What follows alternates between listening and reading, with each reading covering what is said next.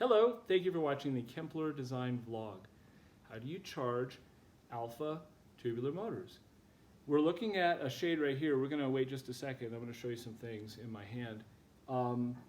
These are lithium-ion batteries. So unlike other motorization systems where there's a battery pack that's mounted, the battery is actually inside of the tube.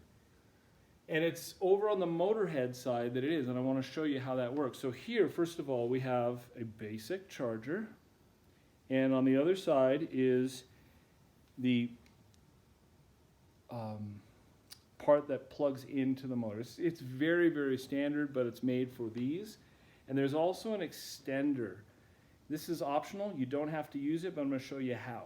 So on these, we're going to take it, and you'll notice that right here there is a little hole. That hole is how it charges. So you can plug that in just like that. Now some people will take this and tuck it up and keep it close or hang it down depending on who they are. And then you plug the other one in directly like that and plug it into the wall.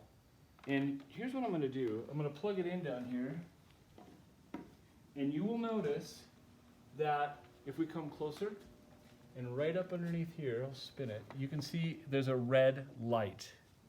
Can you see it? Also, if you come around to this side and you look at where it's plugged in, you'll notice that there is a light right here. It's hard to see right there, and it's red. When it finishes charging, both that light and this light will turn green, and you'll know it's completed. So that's how you charge the alpha tubular motors.